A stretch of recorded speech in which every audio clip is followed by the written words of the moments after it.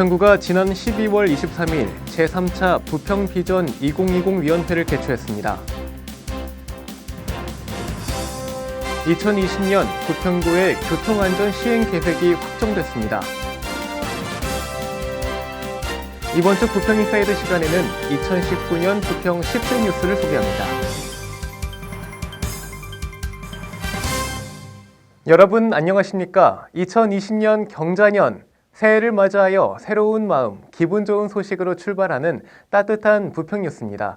오늘의 첫 번째 소식입니다.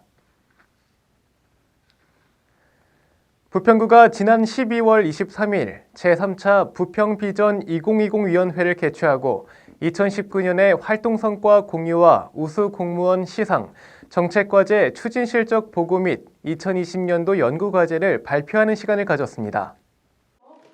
2019년 2월 위촉식을 시작으로 탄생한 부평비전 2020 위원회는 지난 한 해 동안 구민과 공무원의 정책 제안을 심의하고 우수 제안과 정책 과제를 선정하여 정책 실행 계획서에 대한 자문을 진행하였고 2020년도에 연구 과제 9건을 선정했습니다.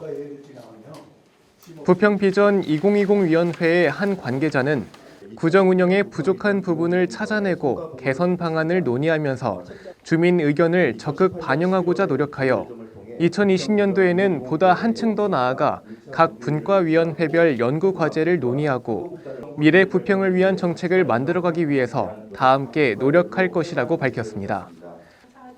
차준택 부평구청장은 채택 제안 실행 우수 공무원에 대한 격려와 함께 2020 위원회 위원들의 노고에 감사의 인사를 전했으며 80년 만에 우리 품으로 돌아오는 부평 캠프마켓 개발을 비롯한 지역 현안 해결 방안 모색에 부평 비전 2020 위원회가 앞장서 줄 것을 당부했습니다. 다음 뉴스입니다. 부평구는 지난 12월 20일 구청에서 교통안전정책심의위원회를 개최하고 2020년 부평구의 교통안전 시행 계획을 확정했다고 밝혔습니다. 2020년도 부평구 교통안전 시행 계획에서는 부평구의 교통사고 사망자 수를 7명 이하로 줄일 수 있도록 보행자와 운전자가 모두 안전한 도로 환경을 조성하고 도로 교통 질서를 저해하는 위법 행위 단속 및 교통안전 교육, 캠페인 등의 사업에 역점을 두기로 했습니다. 또한 2019년 4월 도로교통법 시행규칙 개정을 통해 도심부 내 기본 속도를 60km에서 50km로 하향 지정하는 정책인 안전속도 5030의 정착을 위하여 20m 이하의 구관리 도로에 속도 제한 교통안전 표지판과 노면 표시를 정비하는 계획도 포함됐습니다. 구 관계자는 2020년도 부평구 교통안전 시행 계획을 부평구 홈페이지에 공고할 예정이라며 차질 없는 실행으로 누구든지 안전함을 누릴 수 있는 사람 중심의 교통 환경을 조성하겠다고 말했습니다.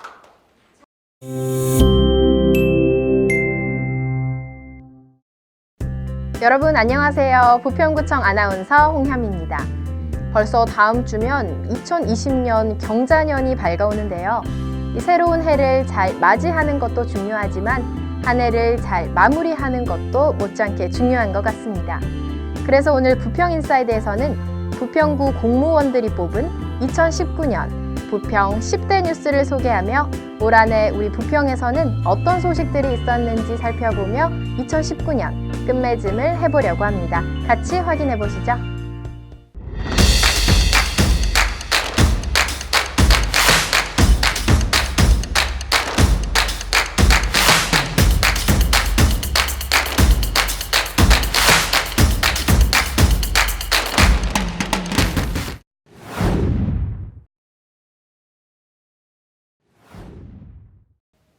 응답자의 약 60%가 선택한 1위는 바로 부평구 수도권 최초 치매 전담부서 신설 및 치매 안심사업 추진입니다. 부평구의 수도권 최초로 치매를 전담하는 과 단위의 부서가 만들어진 건데요. 이를 통해 실질적인 치매 안심사업을 추진할 수 있게 됐습니다.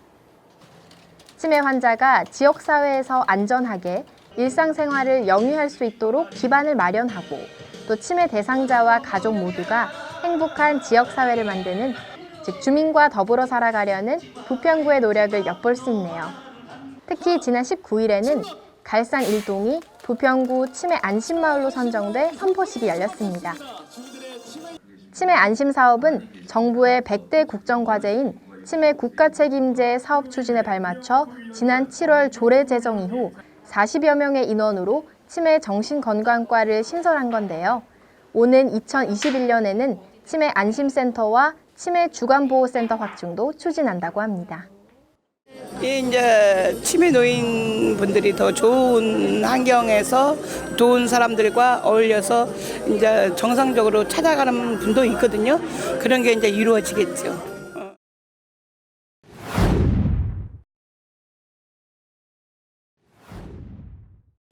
두 번째로 높은 득표율을 보인 소식은 GTX B노선 예비 타당성 조사 통과입니다. 이 GTX B노선이 완료되면 부평에서 서울까지 20분대 생활권이 이뤄진다고 하니 벌써부터 기대되는데요. 부평구는 12개의 기초자치단체장들과 함께 국회에서 예비 타당성 조사 면제 촉구 기자회견을 진행한 바 있는데요.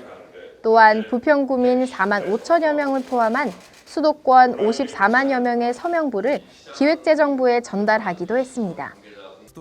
부평에 활력을 더하고 경제 문화 중심지로 발돋움할 GTX-B 기대해보겠습니다.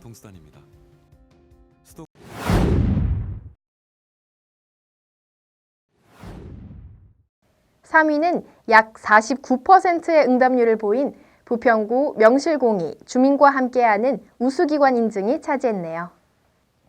그간 부평구는 각종 대회 및 평가에서 우수한 성적을 거두며 주민과 함께하는 우수기관임을 인증받았는데요.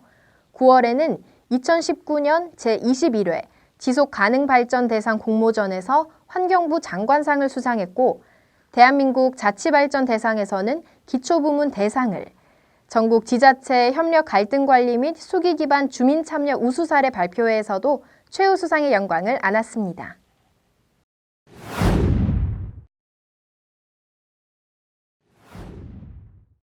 (4위는) 역사적으로도 의미 있는 소식입니다.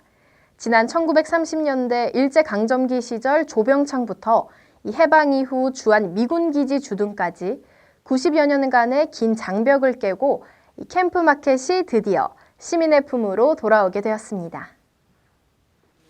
부평구는 지난 12월 11일 캠프마켓 반환이 결정된 이후 캠프마켓이 시민의 공간으로 재탄생될 수 있도록 노력하고 있습니다. 지금 캠프마켓에서는 토양 정화 사업이 진행 중이고 이는 2022년 9월까지 완료될 예정이라고 합니다.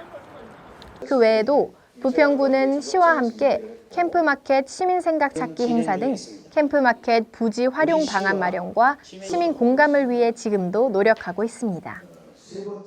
80여 년 동안 주민 곁을 떠나서 주민들이 접근하기 힘든 공간으로 존재하다가 이제야 주민들이 이용할 수 있는 품으로 돌아왔기 때문에 역사적인 날이고, 이게 지금껏 진행되던 절차 이상의 그런 노력들로 인해서 새로운 역사를 앞으로 써나간다라고 생각을 합니다. 이렇게 의견 수렴을 적극적으로 해서 보다 효율적인 공간, 정말 특색 있고 어디 다른 데서 찾아보기 힘든 공간으로 만들어 나가도록 부평구청도 여기 계신 모든 분들과 함께 노력하겠다는 말씀 드리겠습니다.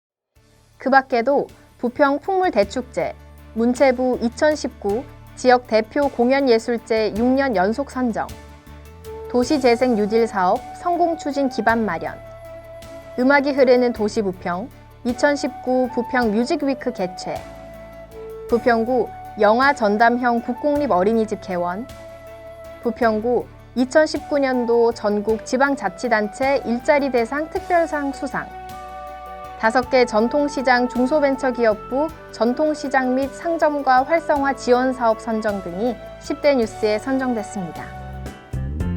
이렇게 모아보니 한 해 동안 부평에 참 많은 일들이 있었네요. 내년에도 참여와 나눔, 더불어 사는 부평이 들려줄 행복 가득한 소식 많이 기대해주세요. 이번 주 부평 소식입니다. 부평 갈산도서관이 단계별 초등 방학특강 프로그램을 운영합니다. 초등학교 4학년에서 6학년 사이의 초등학생 10명을 대상으로 토탈 공예와 같은 취미 여가를 배우고 즐길 수 있는 특성화 프로그램을 진행하는데요. 더 자세한 내용은 부평 갈산도서관에 문의하시길 바랍니다. 겨울 미세먼지에 대한 안전수칙을 소개합니다. 미세먼지가 심한 날에는 창문을 꼭 닫고 생활하시죠? 하지만 실내에서도 오전 9시에서 오후 6시 사이에 3분 이내에 최소한의 환기는 필요하다고 합니다.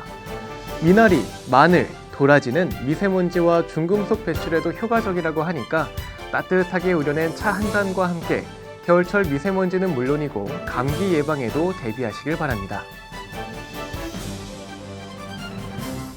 경자년의 해가 밝았습니다. 2020년 경자년은 흰 쥐의 해라고 하는데요.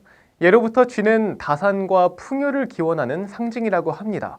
물론 쥐를 떠올리면 안 좋은 인식도 있지만 번식력이 왕성하고 부지런하면서 저축, 절약하는 습관도 갖고 있는 동물 쥐는 12지의 첫 번째 동물입니다. 그 중에서도 우두머리로 치는 흰 쥐의 해. 2020년도 경자년의 좋은 기운만 가득 받아서 모두 풍요롭고 희망찬 한 해 보내시기를 바랍니다. 이상으로 뉴스를 마칩니다. 시청해주신 여러분 고맙습니다.